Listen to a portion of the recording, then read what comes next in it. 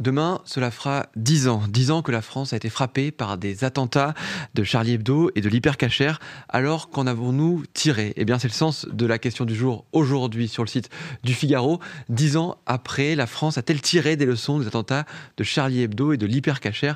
Et pour parler de cette question, pour essayer d'y répondre, je suis avec Yves Tréhard. Bonjour Yves. Bonjour Vincent. Merci d'être avec nous, directeur adjoint de la rédaction du Figaro, éditorialiste.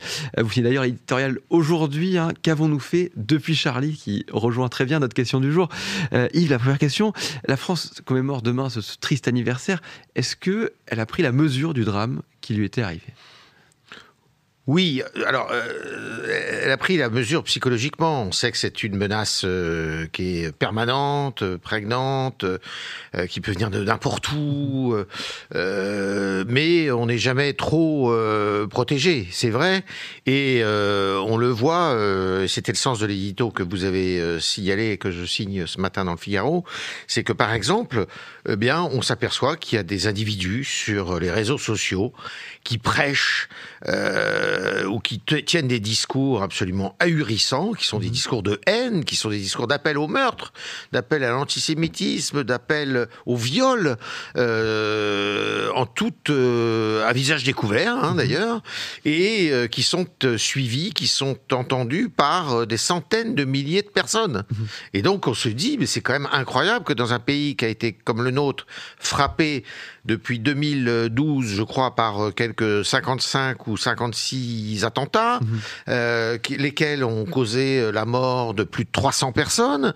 Comment se fait-il que dans ce pays-là, dans ce pays qui est probablement un des pays, en Occident, les plus frappés, puisque, comme vous le savez, les pays musulmans sont aussi victimes de beaucoup d'attentats, comment se fait-il qu'on laisse ces discours qui sont des discours de propagande finalement de la haine. Donc voilà. Mais par ailleurs, il faut dire quand même qu'on arrive, ne serait-ce que physiquement, même si l'exemple des États-Unis récent là à Nouvelle-Orléans pose quand même quelques questions. On arrive à plus se protéger, les voies, les rues.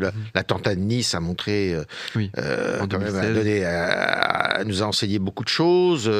L'attentat contre les dessinateurs de Charlie Hebdo, le Bataclan, il y a plus de sécurité, il y a plus de...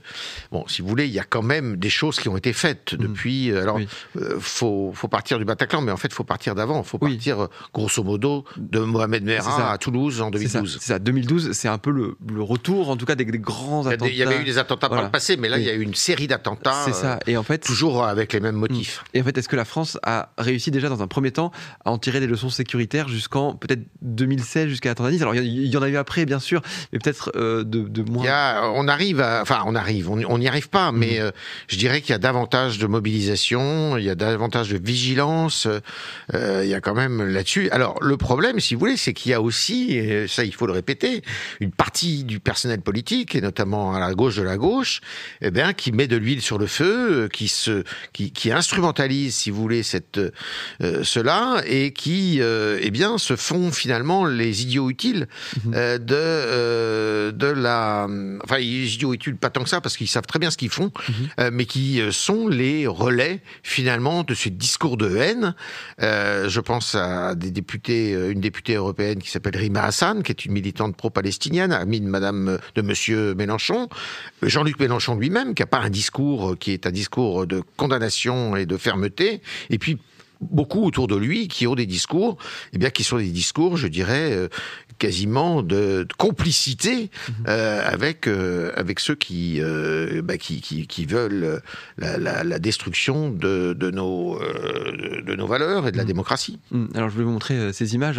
Ça, c'était les images aériennes des manifestations qui avaient eu lieu après Charlie Hebdo, de la mobilisation incroyable qu'il y avait eu. Justement, est-ce qu'aujourd'hui on a peut-être oublié tout ça, cet élan ?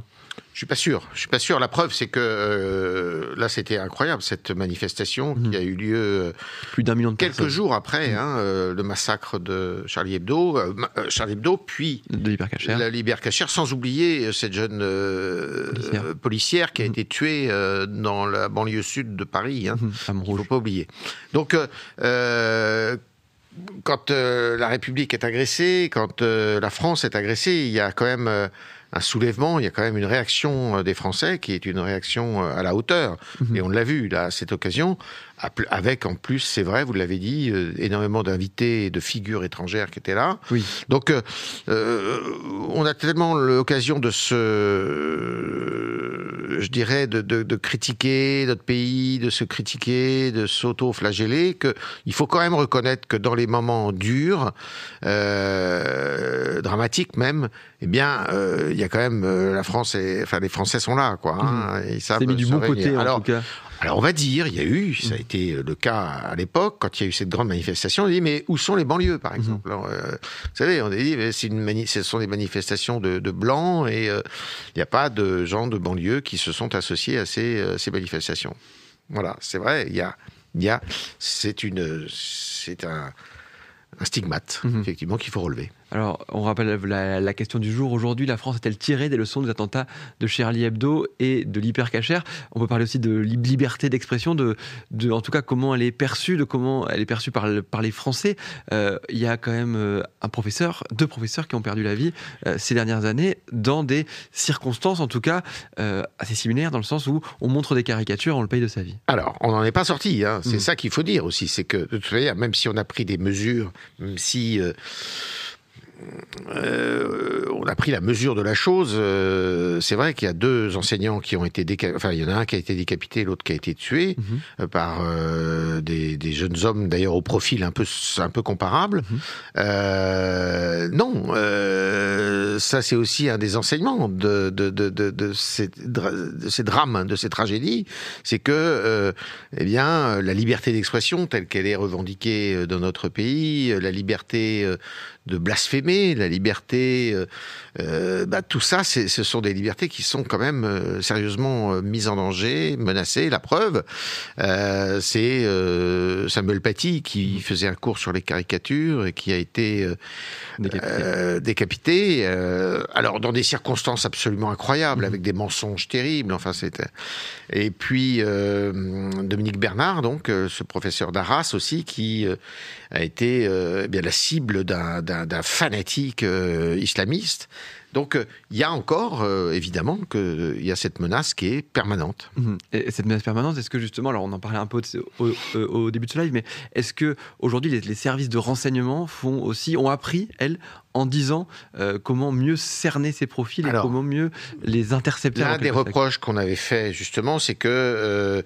on avait privilégié, et c'est pas uniquement en France, mais c'est aussi dans tous les grands pays occidentaux, c'est qu'on avait beaucoup mis l'accent sur le renseignement, sur les réseaux sociaux, digital et tout ça, et qu'on avait un peu négligé, un peu beaucoup d'ailleurs, négligé le renseignement de voie publique, de proximité, le renseignement humain. Je crois qu'il y a eu un rééquilibrage d'opérer de ce point de vue, que les renseignements généraux, que les services de renseignement sont davantage équipés, davantage formés, davantage au fait, mais il faut jamais lâcher la proie, et il faut toujours progresser dans ce domaine.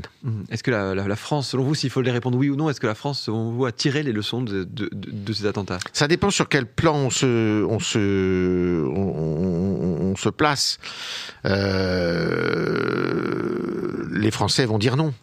Je pense, dans leur majorité, et ils diront non. Pourquoi? Parce qu'il y a encore des menaces, parce qu'il y a encore des attentats. La preuve, il y en a eu, alors pas en France tout à fait récemment, mais il y en a eu aux États-Unis. En Allemagne, c'était pas très clair, mais c'est évident.